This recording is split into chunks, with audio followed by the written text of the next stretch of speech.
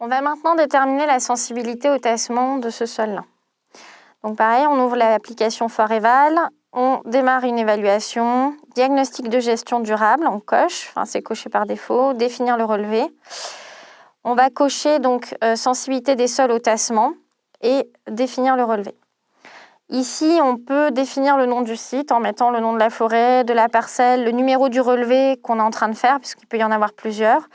Et choisir ensuite la localisation. Est-ce qu'on veut une localisation GPS, localisation manuelle, donc plutôt pour un usage bureau, sans localisation ou un entraînement. Donc ici, moi, ça m'intéresse de me localiser précisément pour réutiliser mes relevés pour faire de la cartographie. Donc je vais choisir la localisation GPS, je valide. Et pour la sensibilité au tassement, donc plusieurs critères sont nécessaires, dont la classe de texture. Et là, il faut bien lire la petite astérix, c'est il faut prendre la classe de texture la plus sensible dans les 50 premiers centimètres du sol. Donc ici, dans les 50 premiers centimètres du sol, on a une texture qui est argileuse pour tous les horizons, compris entre 0 et 50 cm du sol. Du coup, c'est cette texture qu'on va renseigner. Si par hasard, on avait un petit plaquage de limon ici, il faudrait prendre la texture limoneuse parce qu'elle est plus sensible que la texture argileuse d'un point de vue de la déformation du sol lorsque l'engin passe dessus. Donc c'est expliqué dans l'appli, limoneux équilibré est plus sensible que argileux argile lourde qui est plus sensible que sableux.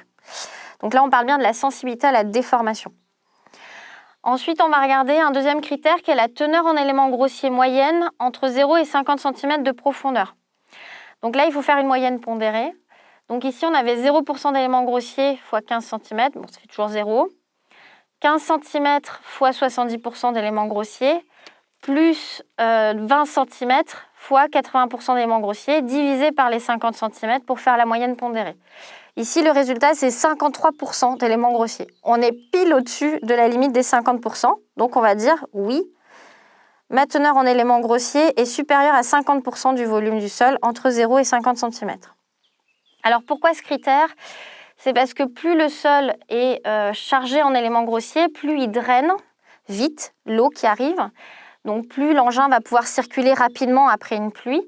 Et aussi, cette charge en éléments grossiers va jouer un peu le rôle d'une armature et donc va aider le sol à moins se déformer. Par contre, la terre fine qui se trouve entre les éléments grossiers, elle est quand même sensible à la déformation. Et sur ces sols très chargés en éléments grossiers, la principale source de nutriments et de rétention en eau, c'est la terre fine. Donc si on dégrade cette terre fine, ça va quand même être catastrophique, même avec cette charge en éléments grossiers. Est-ce que des traces d'engorgement temporaire s'observent entre 0 et 50 cm de profondeur ? Donc ici, non, on n'en a constaté aucune, donc on va mettre non. Donc ça, c'est pour la sensibilité potentielle au tassement. Ces critères-là vont nous dire un peu la fréquence et la durée de la praticabilité au sein d'une année. Par exemple, ici, on va avoir des sols qui sont praticables quasiment toute l'année, sans précaution. Si on était sur un sol à engorgement temporaire, on sait que la capacité de drainage est moindre, donc le sol va être praticable moins souvent et moins longtemps dans l'année par rapport à ce sol ici qui est très chargé en éléments grossiers avec aucune trace d'engorgement temporaire. Ensuite, le diagnostic est censé être fait au moment du chantier, de l'humidité du sol au moment où l'engin va passer. Donc ça, c'est la sensibilité réelle. La sensibilité réelle, c'est l'engin veut passer, on va dire est-ce que oui ou non il peut passer, ça va dépendre de l'humidité du sol au moment du passage. Là, il y a un petit tableau dans Foreval qui s'affiche, qui vous dit un sol sec, l'échantillon est composé de petits blocs très durs et fortement cohérents, on peut les briser en morceaux plus petits mais pas les réduire en poudre à la main, ce qui est le cas ici. Et ce petit tableau, il dépend de la classe de texture que vous avez saisie pour la sensibilité potentielle. Donc si j'avais saisi limoneux, je n'aurais pas les mêmes indications pour savoir si mon sol il est sec, frais ou humide. Si par hasard mon argile était plutôt humide, on aura un échantillon plastique très collant qui résiste toujours à la pression, qui se déforme et qui ne se délite pas. Voilà, donc là on va pouvoir saisir sol sec et valider. Donc on a l'écran de rappel des paramètres qui nous permet de vérifier qu'on n'a rien oublié et on confirme les paramètres.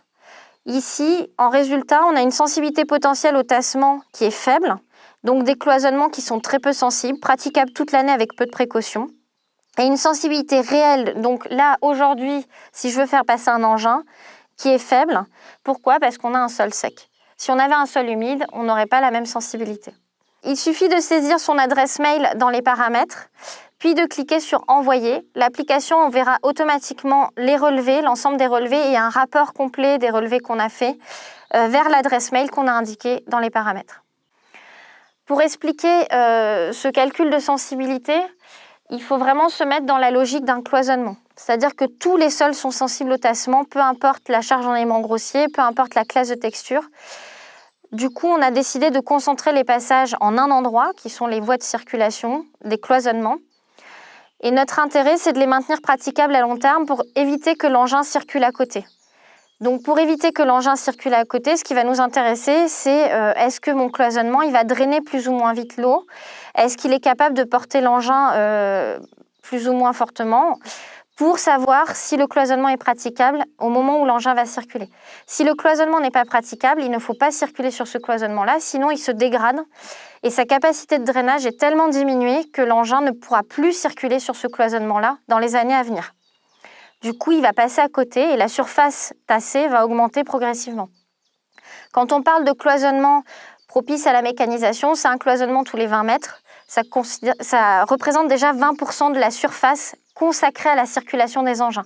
C'est déjà un sacrifice d'exploitation, de production conséquent.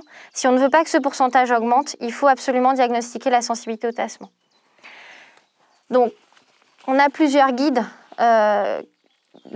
qui sont en lien avec Foreval. Donc, Foreval utilise ce guide ProSol pour faire le diagnostic de sensibilité. Donc, tout ce que je vous ai détaillé dans Foreval se retrouve dans ce guide-là. Foreval est juste une calculatrice qui, à partir de votre relevé de terrain, vous permet de vous positionner dans ces tableaux de sensibilité. Et ce guide vous donne des recommandations de conduite. Par exemple, ici, là, si on était sur un sol très humide, il aurait fallu choisir du coup d'autres systèmes d'exploitation ou protéger le cloisonnement au moment de la circulation. Pourquoi c'est important? Là, ici, on va voir avec les tests bêches que quand on passe avec l'engin, la structure va se dégrader. On va passer de quelque chose de grumeleux à quelque chose de plutôt lamellaire. Quand on a une structure lamellaire, l'eau ne s'infiltre plus verticalement. Si on a un sol comme ça qui est caillouteux, le fait d'avoir une structure lamellaire ici n'est pas très impactant puisqu'en dessous, ça va continuer à drainer. Donc, le cloisonnement va rester praticable même quand il pleut. D'où ce diagnostic de sensibilité-là. Par contre, si on avait quelque chose de moins drainant en dessous de la structure lamellaire va empêcher le drainage de l'eau et les horizons sous-jacents ne vont pas aider à ce drainage-là. Du coup, le cloisonnement va être moins praticable.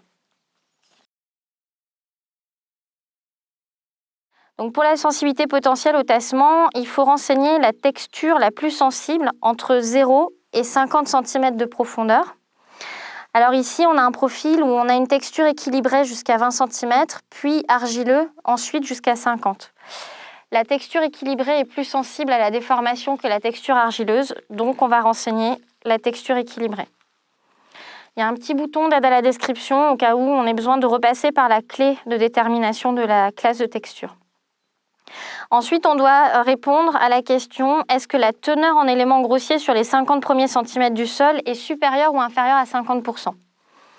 Ici, en faisant la moyenne pondérée de 0 à 50 cm, on a moins de 50% d'éléments grossiers. Donc, on dit non à la question. On a un petit menu d'aide à la visualisation d'un taux de recouvrement de 50% où on peut visualiser ce que donne 50% sur 50 cm de profondeur en fonction de la taille des éléments grossiers. Dernière question pour la sensibilité potentielle. Est-ce que des traces d'engorgement temporaire s'observent entre 0 et 50 cm de profondeur? Là, on répond à nouveau non. On n'a aucune trace d'engorgement temporaire sur ce profil qui est parfaitement drainé toute l'année. Il n'y a pas d'accumulation d'eau à un instant. Donc, on peut dire non. À nouveau, un petit bouton d'aide à la description permet à l'utilisateur de voir ce à quoi correspondent les traces d'engorgement temporaire. Ensuite, on bascule sur la sensibilité réelle au tassement à un moment donné. Donc là, il faut prendre l'humidité la plus élevée, entre 0 et 50 cm de profondeur. Alors, le premier horizon est parfaitement sec. Le deuxième l'est aussi. Pour s'aider, on a un petit tableau qui s'affiche qui donne un peu les caractéristiques mécaniques de l'échantillon en fonction de son état d'humidité et qui est adapté à la texture qu'on a choisie auparavant. Ici, pour un échantillon équilibré, quand il est sec, l'échantillon est poussiéreux, pulvérulent, dessèche les doigts, gratte un peu, ne se modèle pas. Voilà, les petites mottes soumises à la pression éclatent, mais pas complètement. Donc c'est exactement ce qu'on observe sur ce profil. Donc on va choisir sol sec. On valide. On va confirmer les paramètres en vérifiant qu'on a bien tout renseigné et que l'application va pouvoir calculer la sensibilité. Et donc là, on a une sensibilité potentielle au tassement qui est forte. On a des cloisonnements qui sont impraticables une grande partie de l'année. Alors, ceci est dû à la texture équilibrée et le fait qu'on n'a pas 50% d'éléments grossiers dans les 50 cm du sol. On peut se poser la question sur des cloisonnements, si par hasard on dégrade ces 20 cm, on est sur un matériau filtrant en dessous. Il faut bien savoir que cette sensibilité des cloisonnements, c'est un indicateur, donc c'est quelque chose qui a été simplifié pour être accessible sur le terrain. Donc ce n'est pas 100% fiable.